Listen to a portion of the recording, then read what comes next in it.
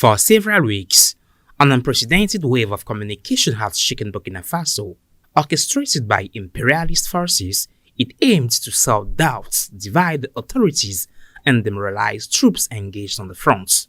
Burkina Faso, this West African country today, illustrates the dramatic failure of the junta that has been in power since the 2022 coup. But against all expectations, this disinformation campaign closed like a trap on its own instigators. It all began with a diabolical plan to make people believe in a crisis of confidence between President Ibrahim Traoré and his intelligence director, Commander Oumarou Yabré. The objective is to weaken the power in place, undermine the cohesion of the FDS, the soldiers, and the VDP, and then pave the way for a coordinated and massive attack. But the Burkinabe authorities, true to their professionalism, played the double game. Instead of denying, they maintained ambiguity, letting the conspirators believe in their success. The results: Burkina Faso's enemies rushed the execution of their plan, convinced they had already won a first victory. Thanks to this staging, intelligence services were able to identify the local and international lakeys of the imperialists. The FDS and VDP then thwarted the simultaneous attacks meant to plunge the country into chaos.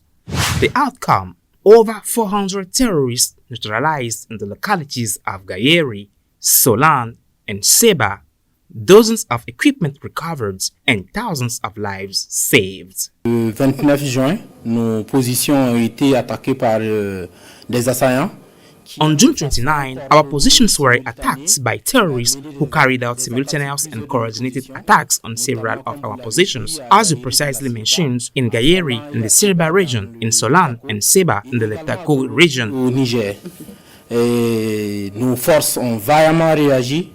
And also in Torodi in Niger. Our forces responded valiantly and we inflicted a heavy defeat on the terrorists. This is a historic achievement for our army. We had never before neutralized 400 terrorists in a single day, whether in ground or aerial combat. Soit également dans la poursuite des fuyards avec les vecteurs aériens.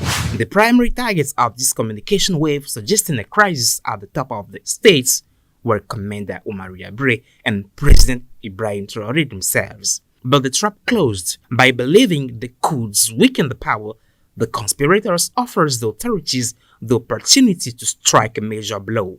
This affair reveals an essential truth. Burkina Faso has lucid leaders capable of transforming a threat into an opportunity. President Ibrahim Traoré and Commander Oumarou Yabré, far from being divided, demonstrated exemplary unity. Their daily complicity and proximity enables them to stay the course despite headwinds. The Burkinabe people, for their parts, once again demonstrated their attachment to the homeland.